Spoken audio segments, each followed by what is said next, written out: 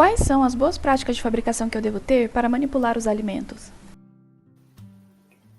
Quando vamos trabalhar com alimentos, a higiene adequada ela é fundamental e essencial na manipulação de alimentos é a higienização das mãos. E quando é que então eu devo lavar as mãos? Eu devo lavar as mãos toda vez que eu mudar de atividade durante o trabalho, depois de tocar nos cabelos, depois de usar o banheiro, ao tocar alguma parte do corpo, quando fumar ou assoar o nariz e também entre as manipulações de alimentos crus e cozidos.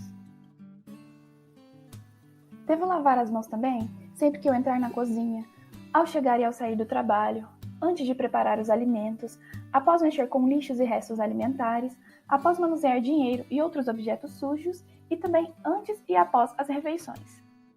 Outro aspecto que devemos ter cuidado é quanto ao uso de luvas. As luvas de borracha elas devem ser usadas para a proteção das mãos e punhos do funcionário quando forem utilizar produtos de limpeza e não devem ser usadas para manipular os alimentos.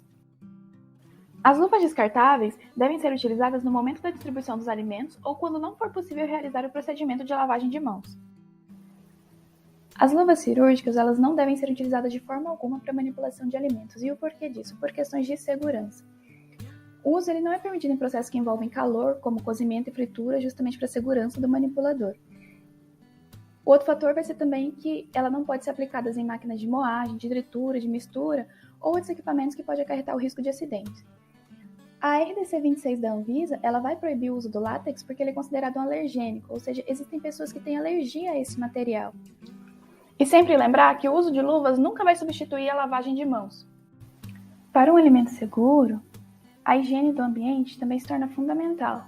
Então, quais seriam os cuidados básicos, quais seriam as precauções que eu devo tomar com o ambiente? A higiene do ambiente também vai fazer parte das boas práticas de fabricação, para que eu manipule um alimento de forma segura. Então, as superfícies que entram em contato com os alimentos, elas devem estar sempre limpas. A limpeza ela deve começar por lugares mais altos e ir descendo até o piso. Não é permitida a presença de animais no local de manipulação de alimentos. Eu devo utilizar panos específicos para a limpeza do piso. Eu devo utilizar produtos químicos na limpeza e seguir o modo de uso expresso no rótulo. Eu não devo utilizar panos de chão como tapetes. No preparo de qualquer tipo de solução de limpeza, eu devo adicionar o produto ativo na água e sempre respeitar as diluições, nunca adicionar a água no produto. Não misturar produtos de limpeza, como detergentes e desinfetantes. Manter os produtos de limpeza nas embalagens originais.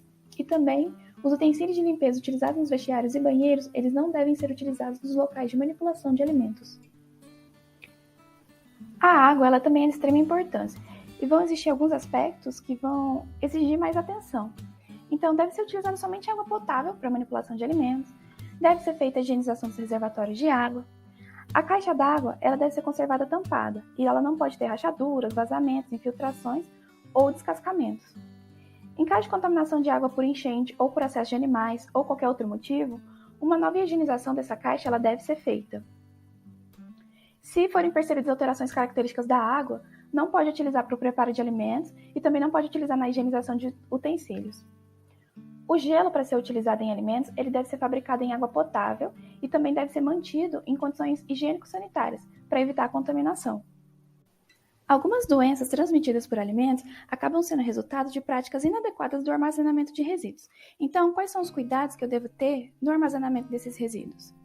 Eu devo acondicionar os resíduos em recipientes exclusivos. Esses recipientes eles devem ter um saco plástico no seu interior, o que vai ajudar a evitar as contaminações. Os recipientes eles também devem possuir tampa que dê para abrir sem o contato manual, então ele tem que ter um pedal. E ele também deve ser de material de fácil limpeza e desinfecção. Os resíduos gerados eles devem ser minimizados com um bom planejamento e assim vai recomendar separar esses resíduos. E como é que eu vou separar? Eu posso separar em orgânicos, que são os restos de alimentos crus, tais como as cascas, talos e folhas, em recicláveis, que são papéis, plásticos, vidros e metais sem maiores sujidades, e os não recicláveis, que são os restos de alimentos preparados. E também vai ser importante identificar as lixeiras de acordo com cada categoria do resíduo, porque assim fica mais fácil fazer a separação. Então, os recipientes eles devem ser esvaziados com regularidade e devem ser esvaziados antes de ficarem cheios. Não deixar caixa de papelão e papel de embrulho nas áreas de processamento, retirar assim que eles estiverem vazios. Higienizar adequadamente as mãos todas as vezes que tocarem resíduos e retirar os resíduos da cozinha. Aqui, recomenda-se que o local por onde saem os resíduos seja diferente daquele por onde entram as matérias-primas. Mas caso isso não seja possível, determinar horários diferenciados para essas tarefas. Objetos cortantes, quebrados e perfurantes, eles devem ser separados e devidamente embalados, para não romper os sacos plásticos e também para evitar acidentes. Alguns cuidados que devemos ter ao manipular frutos nativos. Primeiro, a colheita ela é feita do chão. Muitos frutos são colhidos direto do chão. E com isso, o fruto fica propício a ter sujidade, a ter fruto bicado, fruto mordido por animal, fruto danificado. Por estar no chão também, ele ainda fica suscetível a micro-organismos, como a salmonela, a Escherichia coli, os esporos de Clostridium. Exemplos desses frutos, podemos citar o baru, a guavira, o jatobá, o genipapo, a curi, a bocaiúva. Todos os frutos, de uma forma geral, eles devem ser higienizados com água e sabão e com hipoclorito de sódio. A exceção do hipoclorito vai ser o baru, quando for utilizar a castanha do baru. Eu não necessito higienizar com hipoclorito porque ela vai ser torrada, então os micro-organismos são eliminados nesse processo. Após o processo de torra, pode ainda ficar esporos de Clostridium, e por isso que uma manipulação de alimento ela deve ser feita de maneira correta, para eliminar todo e qualquer risco.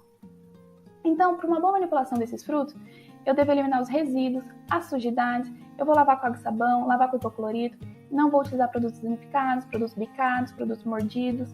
Em caso dos meus frutos mordidos e bicados, eu não vou retirar só a parte que foi comida pelo animal, eu vou descartar todo o fruto. Eu vou separar a casca íntegra da casca não íntegra de todo fruto que tem casca, eu vou remover a terra. Só que esses cuidados, eles não vão ficar só nos frutos. Não dá para esquecer também da higienização da área onde o fruto será manipulado. Então eu tenho sempre que higienizar a área, os utensílios, as bancadas, as mãos. É muito importante a higienização correta das mãos. Eu devo evitar o uso de tábua de madeira, ou então tábua feita com elemento poroso. Eu vou dar preferência para tábua de plástico, ou então usar direto a bancada da cozinha higienizada. Então pode ser bancada de aço, pode ser bancada de alumínio, bancada de mármore. Eu vou manipular sempre meu alimento com água e sabão, e caso seja necessário aplicar álcool, eu vou utilizar o álcool 70 líquido.